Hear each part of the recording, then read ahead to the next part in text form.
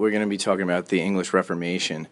Yesterday, leading up to this, we talked about the War of the Roses and how it was 30 years of fighting to determine who the ruler in England would be. And the Tudors won out, with Henry VII being the winner, and the Tudor dynasty began. Today, we're going to be focusing on Henry VIII and his need and desire to establish his own legacy. So Henry VIII, he takes over and he marries Catherine of Aragon.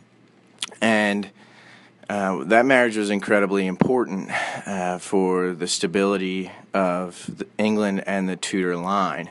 So we want to take a look at why that is and what was important about this marriage. One of the things that's a little bit creepy about it is he is actually marrying the wife of his older brother.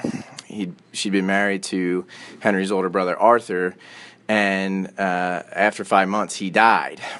And so why would he want to marry his brother's wife?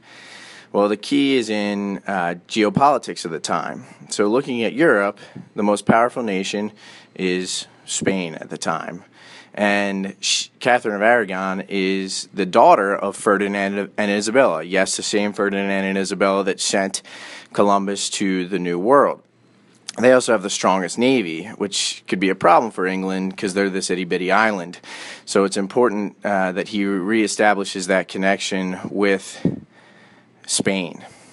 So they quickly work on having a child because that's important, and he has Mary. Mary is obviously female, and that is not ideal because in England, primogeniture determines who will be the next ruler. So the first male heir is who takes over as king. And primogeniture is easily the worst way to determine who will be the next ruler. Primogeniture has given us this guy, and primogeniture would have given us these guys had they lived. And so we know this is a terrible way to establish rule today, but that's how it worked back then. So he comes up with the idea, I'm going to get a divorce, okay?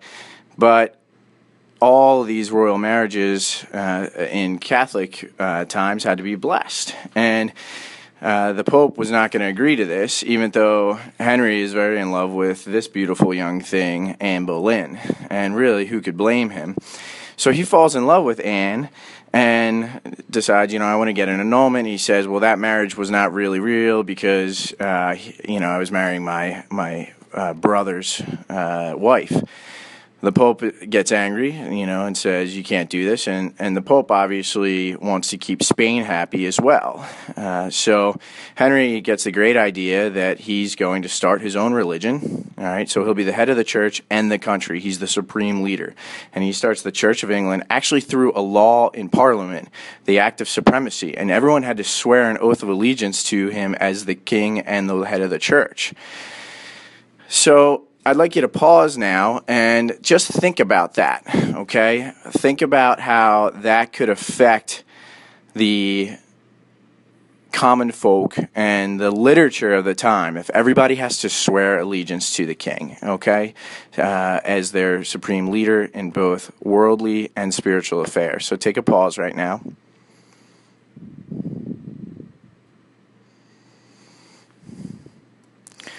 So welcome back. So Anne and Henry, they have another girl, Elizabeth. Devastating, another girl. And so that's not going to work out. And this actually really is trouble for Anne. And so Anne gets pregnant again. She has a miscarriage, and the baby was a boy. And so she gets really freaked out. And the story is that she tried to sleep with her brother. And in sleeping with her brother, she was hoping to get pregnant again and sneak it by the king. And so she gets tried for treason. All right. Pause now and think about why sleeping with somebody else would have been treason at the time. Okay, and so we have this issue of treason, and so she gets killed. They chop her head off, as we know, and Henry needs to find a new wife. And so he marries this beautiful young thing, Jane Seymour. And isn't she lovely? And so they have a child, and there's much rejoicing in the land because that child is a male, and that is so key. And so she has Edward the Sixth, and so Henry's very happy. Jane dies in childbirth, and Henry will end up going on to have 3 more wives before he dies. But the important thing is that his legacy is secure in Edward, and moving forward, he knows that the Tudor line will continue with a male heir. Except, look at him. Edward is a sickly young thing, and Edward does not survive. Death comes for Edward at the age of 16. So now we have a great opportunity for real chaos. We have one woman, Mary, who has a legitimate claim to the throne, and she's angry, and she's Catholic. And then you have Elizabeth, who had also lost her right to rule, and her mother had been killed, so she's angry and Anglican. So it's about to get a little bit crazy here.